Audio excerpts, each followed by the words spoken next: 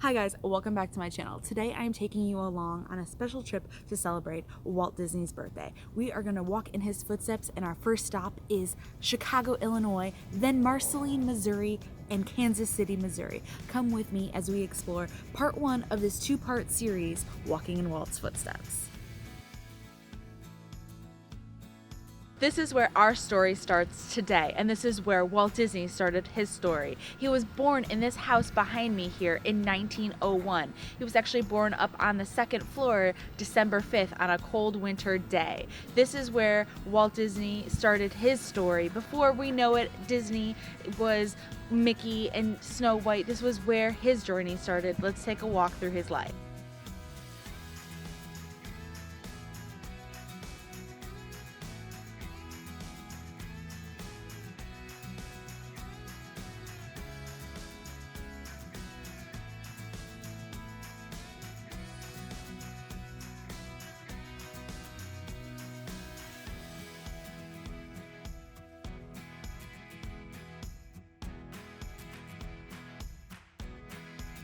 Walt was the fourth child to Elias. Him and his family lived in this house until 1906, until they moved to Marceline. Come with me, let's go.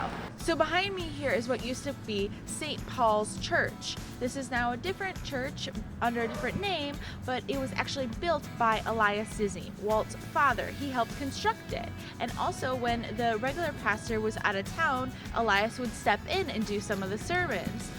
Walt Disney was actually even baptized here, so let's go take a closer look.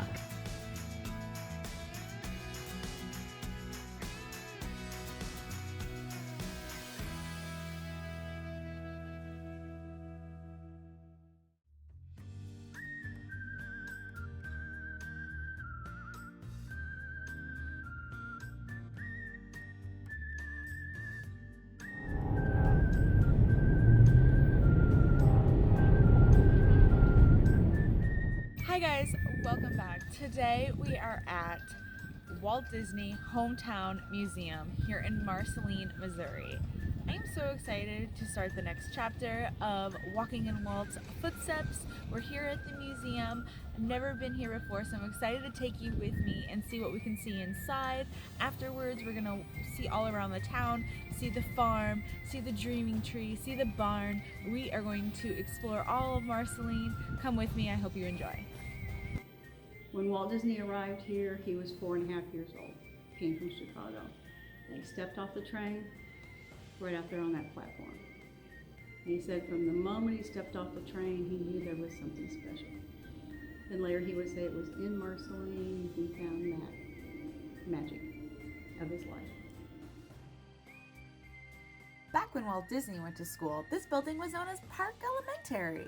It wasn't until 1960 that Park Elementary changed its name to Walt Disney Elementary. Here is the desk that Walt Disney carved his initials into while he attended this school. Marceline High School also gave Walt an honorary diploma to honor his achievements.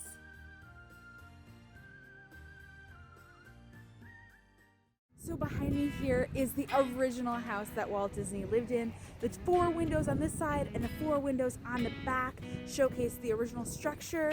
Inside is the exact replica of how it was when Walt lived in it, and of course there's the expansion to make the house bigger for the family that lives in it now.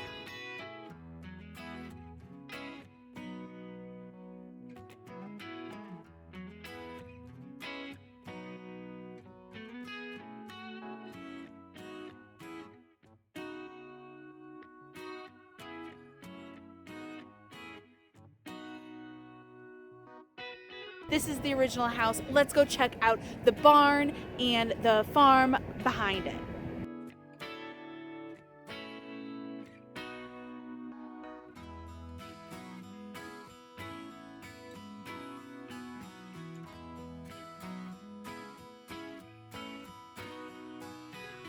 So here is the son of the dreaming tree.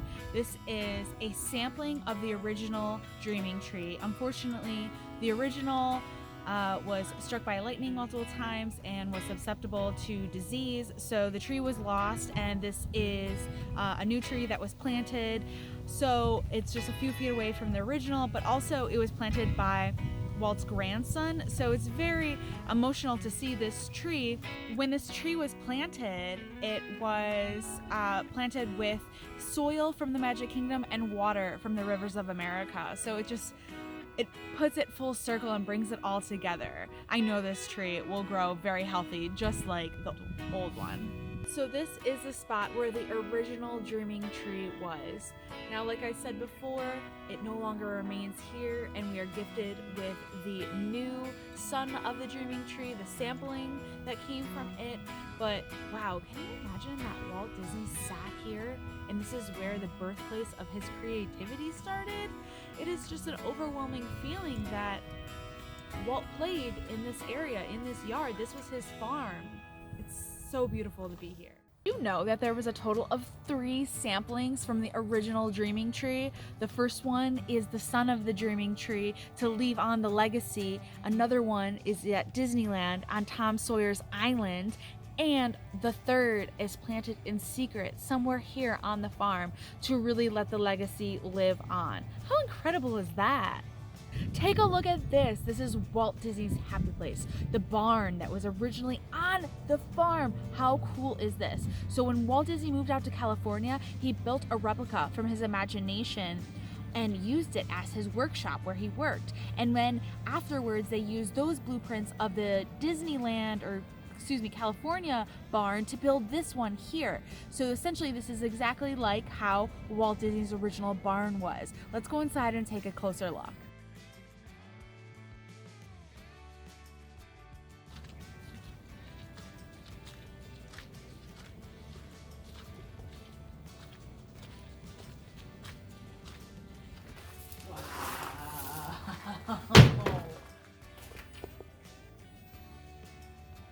So many people have visited this barn. There are so many scribes and handwritten signatures all over. I am like shocked by how cool this is. So many people have come and imagined where Walt played, imagined and thought where his, oh my God, this is insane.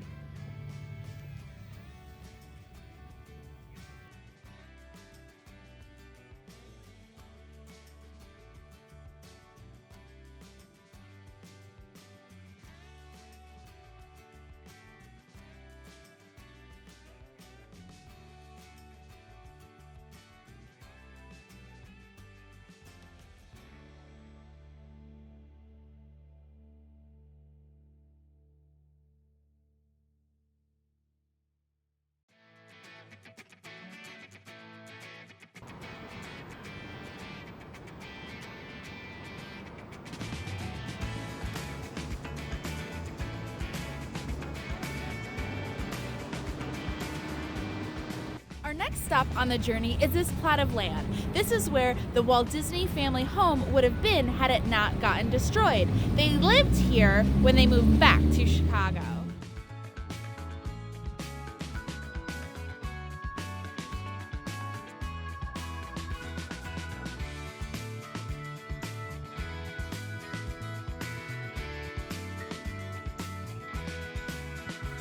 So the next stop behind me here is what used to be Ozell's. It is no longer here, but behind me would be the factory that Elias actually put stock in and where Walt worked for a short period of time.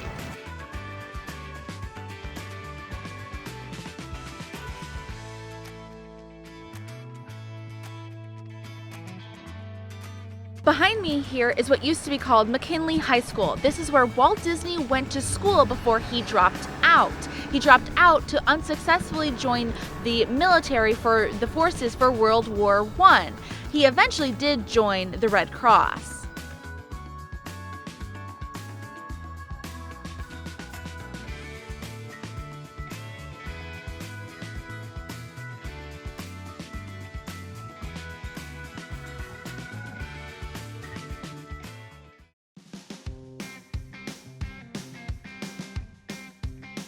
Behind me here is the house that Walt Disney lived in when his family moved from Marceline to Kansas City. He lived here with his parents, and not far from here is where he worked at Laugh-O-Gram Studios.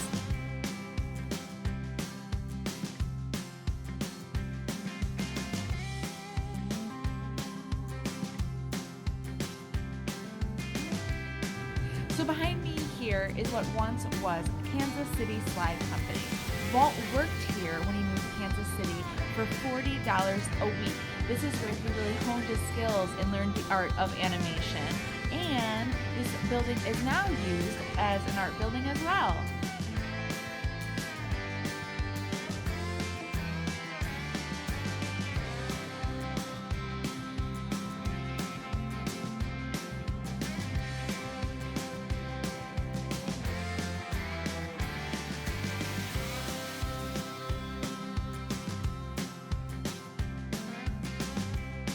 Here is what once was Laugh-O-Gram Films. Walt and his team worked here and animated on so many different films while they lived and worked here in Kansas City. Puss in Boots, Alice in Wonderland, Goldilocks and the Three Bears. So many great films came from this building here.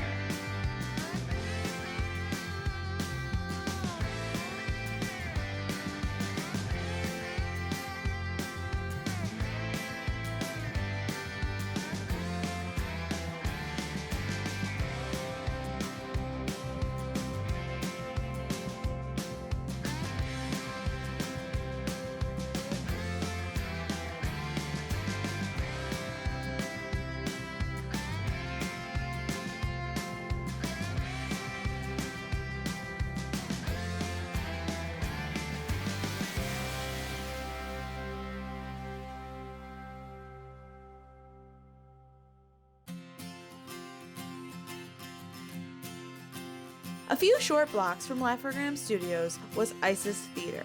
This is where the theater used to stand. Walt's animations played here in the theater for a few years. Unfortunately, the theater was susceptible to a few different fires over the years, so the building is no longer here. Union Station was a bustling hub of activity. Locals would come and shop and socialize. You could get a haircut, you could get your shoes shined, you could shop at all the different vendors and buy fruit and candy. It was a fun place to be. Unfortunately, Walt Disney didn't come to Union Station for any of those reasons. While he was living out of his Laugh-O-Gram Studios, he would come here to take a weekly shower. This is Harvey's Restaurant. This is where the original ticket counter booths would be, where you could walk up and get your ticket. Walt would walk up to here and grab his first class ticket. Onward to Hollywood. All aboard!